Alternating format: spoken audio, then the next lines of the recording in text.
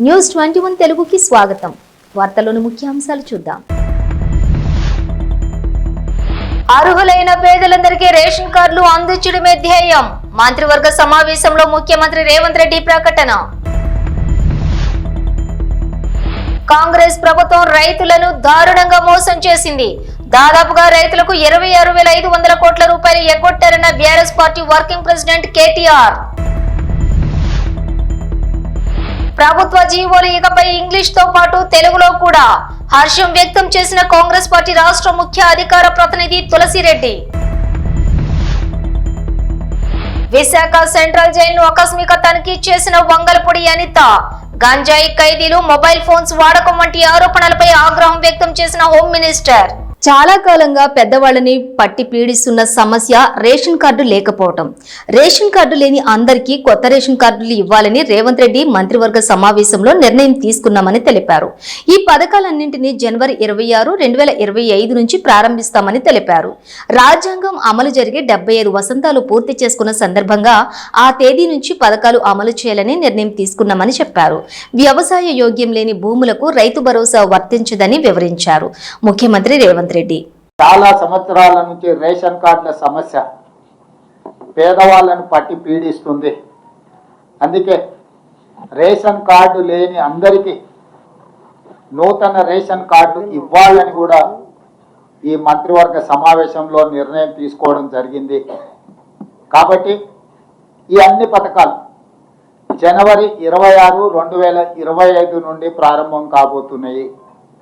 జనవరి 26, 2025కు ఒక ప్రత్యేకత ఉన్నది. మన రాజ్యాంగం అమలు జరిగి డాక్టర్ బాబాసాహెబ్ అంబేద్కర్ గారు మన రాజ్యాంగాన్ని ప్రసాదించి అమలు చేయబట్టి 75 సంవత్సరాలు పూర్తి చేసుకుంటున్న సందర్భంగా జనవరి 26, 2025 నుంచి పథకాలను అన్నింటిని కూడా అమలు చేయాలి అని చెప్పి మా ప్రభుత్వం నిర్ణయం తీసుకున్నది. అదేవిధంగా వ్యవసాయ యోగ్యం కాని భూములు అంటే రాళ్ళు, రప్పలు, గుట్టలు, రోడ్లలో పోయిన వాటికి లేదా మైనింగ్ చేస్తున్న భూములకు లేదా నాలా కన్వర్షన్, రియల్ ఎస్టేట్ వెంచర్ పరిశ్రమలకు తీసుకున్న భూములు, అదేవిధంగా రైతుల నుంచి ప్రభుత్వం సేకరించిన భూములకు రైతు భరోసా వర్తింపజేయము. కాంగ్రెస్ ప్రభుత్వం ఏర్పడిన తర్వాత రైతులను దారుణంగా మోసం చేశారని, దాదాపుగా రైతులకు 26,500 కోట్ల రూపాయలు ఎగ్గొట్టారని తెలిపారు. BRS party working president KTR. Revanth Reddy ప్రభుత్వం ఒక ఎకరానికి 17,500 చొప్పున రైతు బంధు బాకీ పడిందని, ఒక్కో రైతుకు ఎన్ని ఎకరాలకు ఎంత బాకీ ఉందో ఈ పోస్టర్లు ఉరుం వేసి రేవంత్ రెడ్డి ప్రభుత్వాన్ని ఎండగడతామని అన్నారు కేటీఆర్. ఈ పోస్టర్లు ఊరూరా వేస్తాం. ప్రభుత్వం ఇప్పటి వరకు ఎగ్గొట్టింది, ఈ ప్రభుత్వం వచ్చినాక ఎగ్గొట్టింది ఒక్కొక్క రైతుకు మొత్తం అందరు రైతులకు కలిపితే దాదాపు 26,500 కోట్ల రూపాయలు. పోస్టర్లు ఊరూరా వేస్తాం. చెప్పు సమాధానం. ఒక్కొక్క రైతుకు నువ్వు చెప్పిన ప్రకారం ఏమన్నావు? నువ్వు అన్నాడు డిసెంబర్ 3కు ముందు తీసుకుంటే 5,000, డిసెంబర్ 3 తర్వాత తీసుకుంటే 7,500 ఎకరానికి. ఇది రేవంత్ రెడ్డి చెప్పిన మాట. వేసినావా మరి 7,500 చొప్పున? ఒక్కలకన్నా పడ్డదా ఈ రాష్ట్రంలో? అందుకే మేము అంటున్నాం, ఒక్కొక్క రైతుకు ఒక్కొక్క ఎకరానికి నువ్వు పడ్డ బాకీ 17,500 రూపాయలు. ఒక ఎకరానికి బాకీ 17,500. ఒక ఎకరానికి 17,500 అయితే ఇగో 2 ఎకరాలకు ఎంత, ఎవరికైనా ఎక్కలు రాకపోతే 2 ఎకరాలకు ఎంత, 3 ఎకరాలకు ఎంత, 7 ఎకరాలకు ఎంత, ఇవన్నీ ఊరూరా పోస్టర్లు వేస్తాం. రైతులు అడుగుతారు, ప్రభుత్వాన్ని సమాధానం చెప్పాలి. ఎందుకంటే నువ్వు తప్పించుకుంటా అనుకుంటున్నావు, రైతు బంధును మొత్తానికి బొండి వేసి చంపేస్తా అనుకుంటున్నావు. రాష్ట్ర ప్రభుత్వం ఉత్తర్వులు, జీవోలు ఇకపై ఇంగ్లీష్ తో పాటు తెలుగులో కూడా అందుబాటులోకి తేవాలని నిర్ణయించడం హర్షణీయమని అన్నారు. కాంగ్రెస్ పార్టీ రాష్ట్ర ముఖ్య అధికార ప్రతినిధి డాక్టర్ ఎన్ తులసిరెడ్డి. దేశంలోనే తొలి భాషా ప్రయుక్త రాష్ట్రము ఆంధ్రప్రదేశ్ అని, రాష్ట్రం 90% ప్రజలు తెలుగు మాట్లాడతారని అన్నారు. అటువంటి రాష్ట్రంలో ఇంతవరకు తెలుగులో జీవోలు లేకపోవటం అనేది చాలా దురదృష్టకరమని అన్నారు.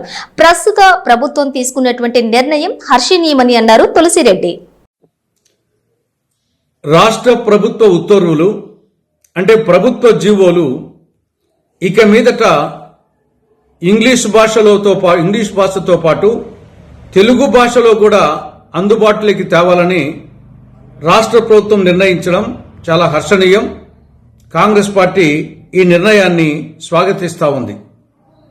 దేశంలోనే తొలి భాషా ప్రయుక్త రాష్ట్రం ఆంధ్రప్రదేశ్. రాష్ట్రంలో 90% పైగా ప్రజలు తెలుగులో మాట్లాడతారు. అటువంటి రాష్ట్రములో ఇంతవరకు ప్రభుత్వ జీవోలు తెలుగులో అందుబాటులో లేకపోవడం అనేది చాలా దురదృష్టకరం, చాలా శోచనీయం. ఎందుకంటే ప్రభుత్వ పాలనలో జీవోలు అనేవి కీలక పాత్ర పోషిస్తాయి. అటువంటి జీవోలు అందరికీ అర్థమయ్యే భాషలో, తెలుగు భాషలో, మాతృభాషలో లేకపోవడం అనేది చాలా గర్హనీయం. ఏది ఏమైనా ప్రస్తుత ప్రభుత్వం తీసుకున్న నిర్ణయాన్ని కాంగ్రెస్ పార్టీ స్వాగతిస్తూ ఉంది. ఇది తెలుగు భాషాభివృద్ధికి ఒక ముందడుగని చెప్పేసి కాంగ్రెస్ పార్టీ భావిస్తూ ఉంది.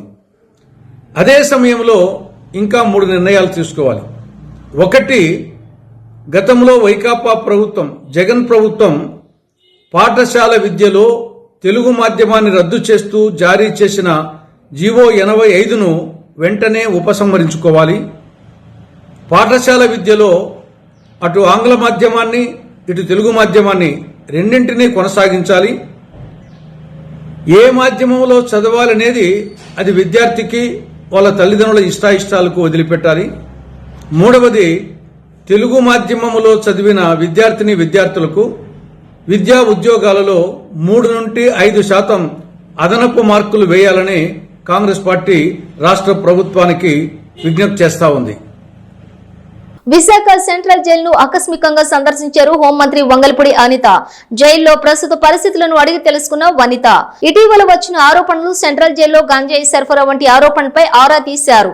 ఇటీవల ఖైదీల వద్ద జైల్లో సెల్ ఫోన్లు వెలుగు చూడటంతో విచారణ జరిపి కఠిన చర్యలు తీసుకుంటామని అన్నారు వంగల్పూడి అనిత.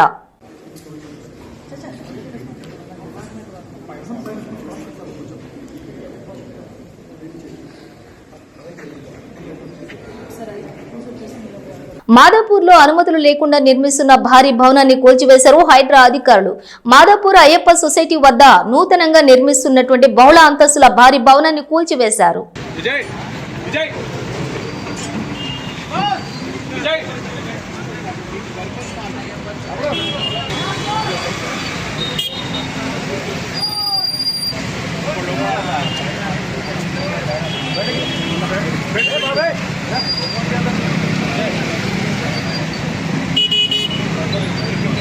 చిత్తూరు జిల్లా పులిచెర్ల సమీపంలోని తుర్కపేట వద్ద 16 లక్షల విలువ గల ఎర్రచందనం పట్టుకున్నారు పోలీసులు.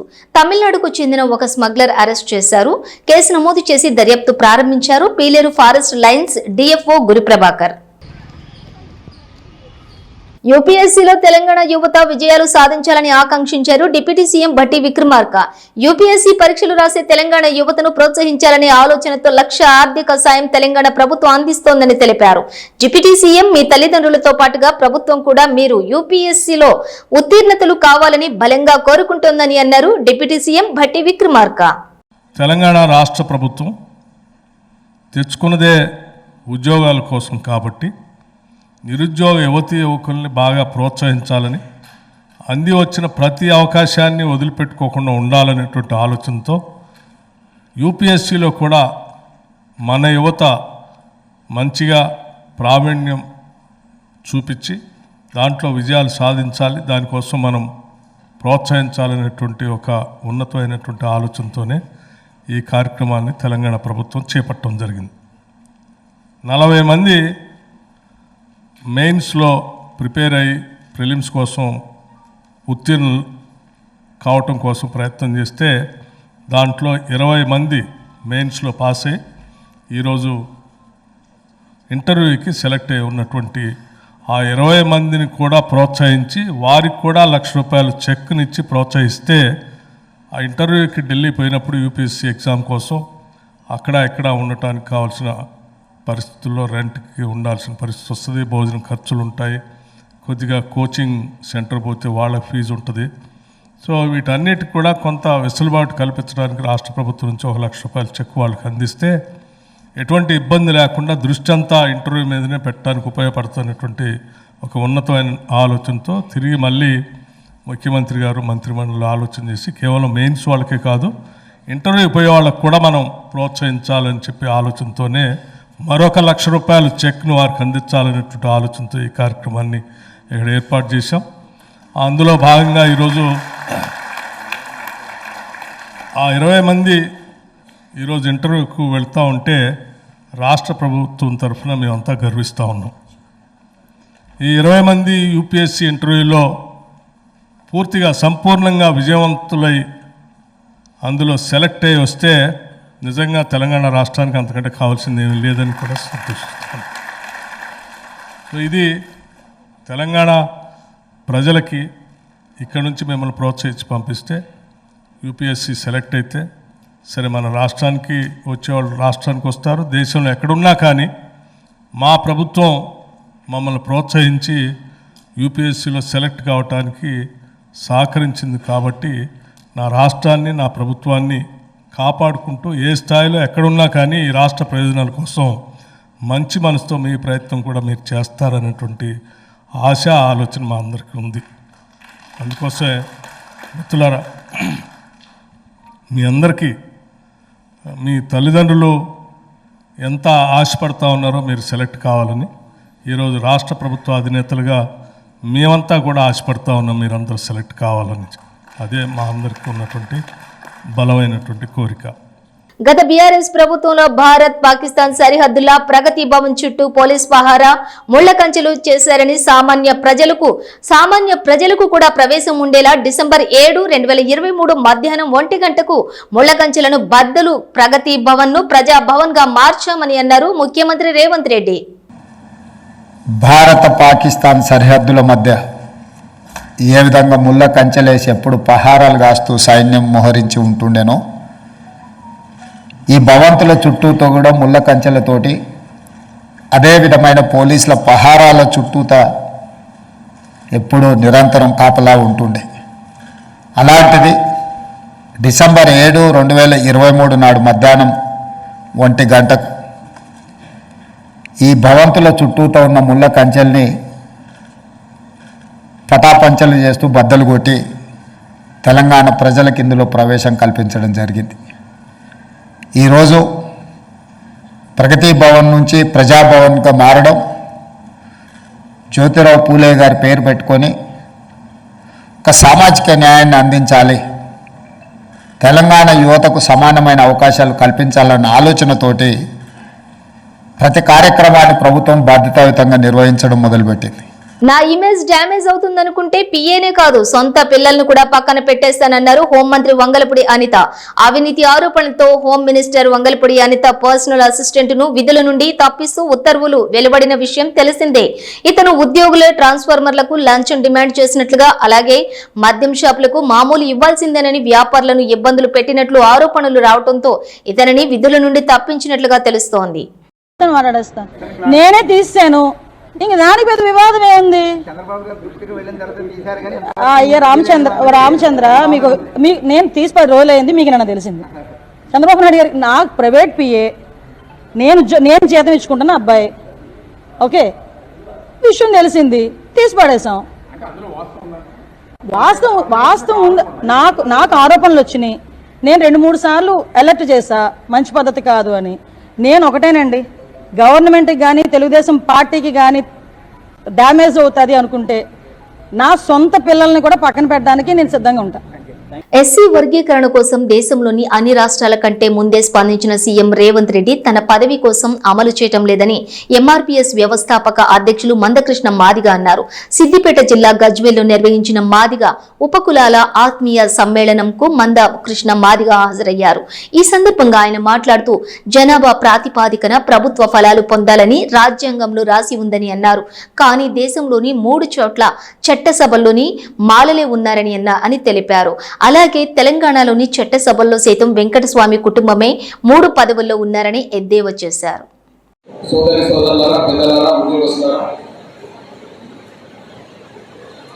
సాధించిన వర్గీకరణను కూడా అమలు కాకుండా అడ్డుకునే శక్తులు ఒకవైపు రోడెక్కుతున్న విషయం మనం చూస్తున్నాం.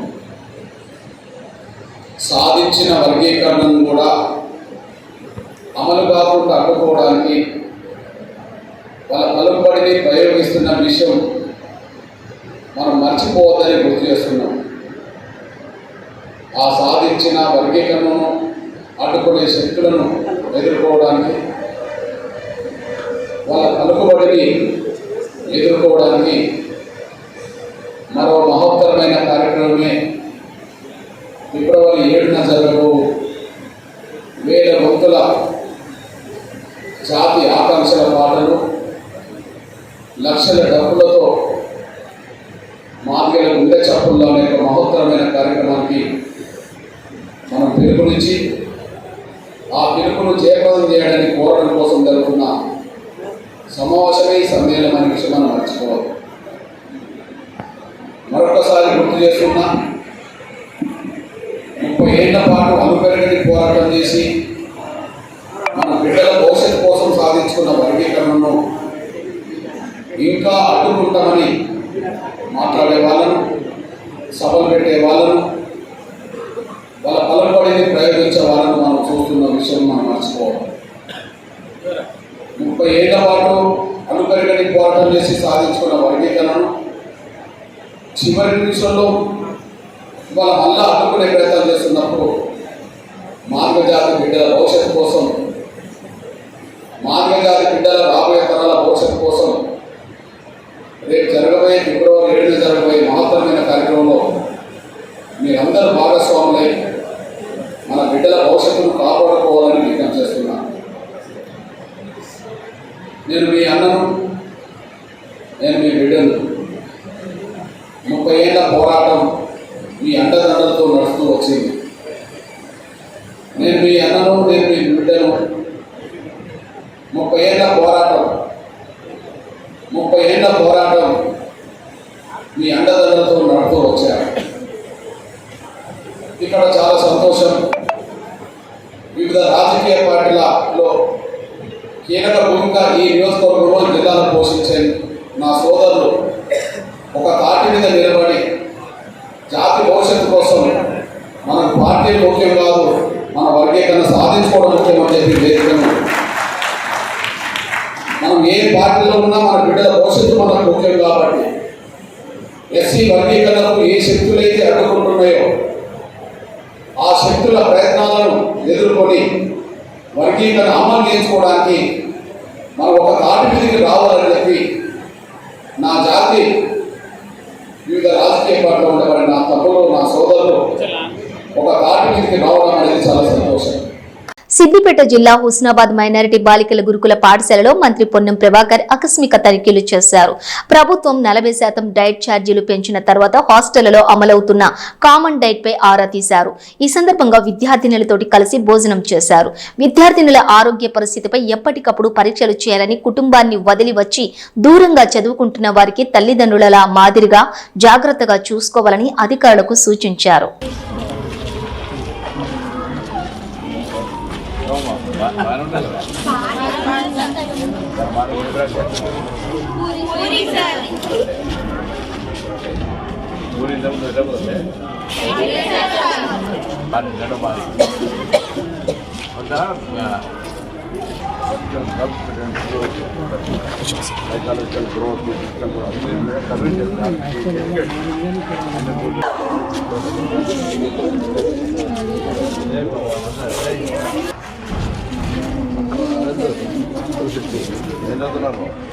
First year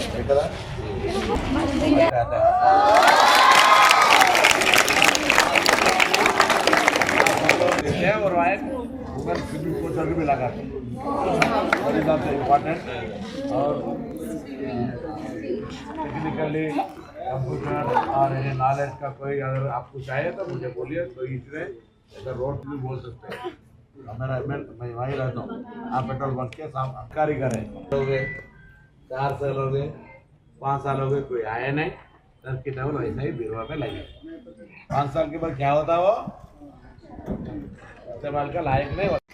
present competitive spirit ఎట్లుందంటే యాస్పిరెంట్స్ ఒక ఉద్యోగం వస్తే 1000 మంది అప్లై చేస్తారు ఉద్యోగం. అలా స్కిల్ పోటీ ఎవరికి జ్ఞానం ఉంటే ఎవరికి దాని కాంపిటేటివ్ స్పిరిట్ ఉంటే అట్లా. ఇప్పుడు మన దగ్గర సపోజ్ ఇంటర్మీడియట్ పేరు 80% అన్నీ ఉసిరికాయ చెట్టు, నిమ్మకాయ చెట్టు,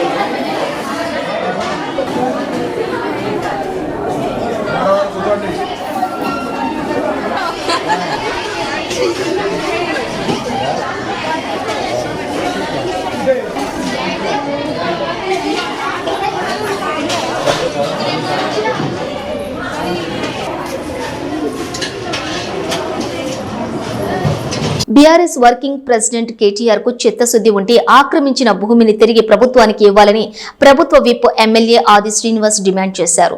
రాజన్న సిరిసిల్ల జిల్లా కేంద్రంలోని కాంగ్రెస్ పార్టీ కార్యాలయంలో మీడియా సమావేశం నిర్వహించారు. ఈ సందర్భంగా మాట్లాడుతూ బీఆర్ఎస్ వర్కింగ్ ప్రెసిడెంట్ కేటీఆర్ పై మండిపడ్డారు. జిల్లాలోని తంగళ్లపల్లి మండలం పరిధిలోని 1000 ఎకరాల భూమి అన్యాక్రాంతమైన విషయాన్ని ప్రస్తావిస్తూ భూమిని తిరిగి ప్రభుత్వానికి అప్పగించాలని డిమాండ్ చేశారు. అందరికీ నమస్కారాలు. నిన్నటి రోజు కేటీఆర్ గారి అసహన ప్రెస్ మీట్ ఓవైపు గంభీరంగా మాట్లాడుతున్నప్పటికీ ఆ మాటల వెనుక బేలాతనం కనిపిస్తున్న సందర్భం. అడ్వకేట్లను మాట్లాడుతున్నా, లాయర్లను మాట్లాడుతున్నా ఎవరు భయపడకండి అంటేనే కుంభకోణం జరిగిందనేటువంటి నిగూఢ అర్థాన్ని ఆయన ప్రెస్ మీట్ ద్వారా చెప్పకనే చెప్పిన మాట సందర్భంగా చెబుతూ, ఈ సందర్భంగా ఒక కవిత ఇప్పుడే కాలంలో వస్తున్నప్పుడు మహేంద్ర మేము మాట్లాడుకున్నప్పుడు శ్రీశ్రీ గారు ఒక మాట అన్నారు, కాదేది కవితకు అనర్హత అన్నది. కాదేది కవితకు అనర్హం అన్నట్టుగా కాదేది భూ కబ్జాలకు అనర్హం అన్నట్టు 10 రకాల భూములు సిరిసిల్ల ప్రాంతంలో ప్రైమ్ టైం లొకేషన్లో భూములకు కబ్జా గురైంది వాస్తవం కాదా? మిమ్మల్ని అడుగుతున్న సూటిగా మీ గుండె మీద చేతి వేసుకొని నిన్న మీరు మాట్లాడిన ప్రెస్ మీట్ పెట్టిన బీఆర్ఎస్ భవన్ కూడా కబ్జా గురైందా లేదా? మీకు ఇచ్చిందెంత ప్రభుత్వ స్థలం, మీరు ఆక్యుపై చేసి నిర్మాణం చేసుకునేది ఎంత? ముందు దానిపైన నిజాలు ప్రజలకు చెప్పంటున్నా. నిన్నటి రోజు మీరు పెట్టిన ప్రెస్ మీట్ బీఆర్ఎస్ భవన్ సైతం కబ్జా గురైంది కేటీఆర్ గారు.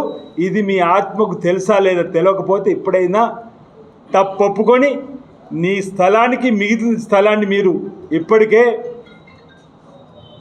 కొంతమంది ఈ స్థలం మాకద్దు అనర్హమైనటువంటి అంటే ఇది ఈ ప్రభుత్వ భూమి ఎవరైతే అర్హులకు చెందాలనో వారికి కాకుండా మాకు వచ్చినటువంటి తిరిగి మీకు ఇస్తున్నామని చెప్పినటువంటి సందర్భాన్ని గుర్తు చేసుకొని రేపు నువ్వు ఆదర్శంగా ఉండాలనుకుంటే నీ బీఆర్ఎస్ భవన్ కబ్జాకు నీకు ప్రభుత్వం ఇచ్చిన భూమి కంటే మిగిలిన భూమిని ముందుగా నువ్వు ప్రభుత్వానికి తిరిగిచ్చి సమానం చెప్పడం మాట సందర్భం చెప్తున్నా. ఇంతమంది కవిత చెప్పినటువంటి ఏముచ్చరైతే ఉందో నేను ఒక 10 రకాల భూములు చెప్తా.